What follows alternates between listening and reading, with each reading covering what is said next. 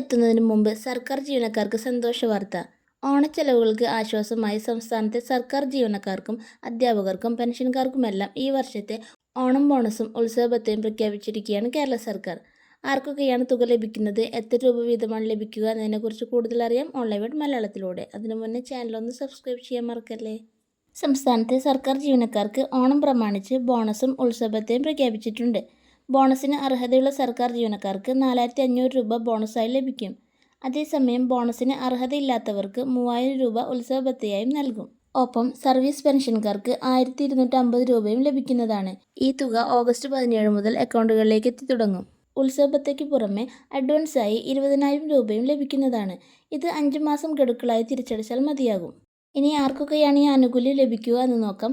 സർക്കാർ ജീവനക്കാർ, അധ്യാപകർ, എയ്ഡഡ് വിദ്യാഭ്യാസ സ്ഥാപനങ്ങളിലെ ജീവനക്കാർ, ഫുൾ ടൈം കണ്ടീഷൻഡ് ജീവനക്കാർ, മറ്റ് ജീവനക്കാർ, പെൻഷൻകാർ എന്നിവർക്കാണ് പ്രധാനമായും ഈ ആനുകൂല്യങ്ങൾ പ്രഖ്യാപിച്ചിരിക്കുന്നത്. ഏകാധ്യാപക വിദ്യാലയങ്ങളിലെ ജീവനക്കാർക്കും പെരിപേറ്ററ്റിക് വിദ്യാലയങ്ങളിലെ അധ്യാപകർക്കും മറ്റ് ജീവനക്കാർക്കും 1550 രൂപ ഉത്സവബത്തയായി ലഭിക്കും. എംപ്ലോയ്മെൻറ്റ് എക്സ്ചേഞ്ച് വഴി നിയമിതരായ ദിവസവേതനക്കാർക്ക് 1460 രൂപയും ബാലവാടി അങ്കണവാടി ഹെൽപ്പർമാർക്കും ആയമാർക്കും പാലിയേറ്റീവ് കെയർ നഴ്സുമാർക്കും ഉത്സവബത്ത 1450 രൂപ ലഭിക്കും. സർക്കാർ ജീവനക്കാർക്കും മറ്റു വിഭാഗത്തിൽപ്പെടുന്ന ജീവനക്കാർക്കും ഒരുപോലെ ആശ്വാസമാകുന്ന പ്രഖ്യാപനമാണിത്.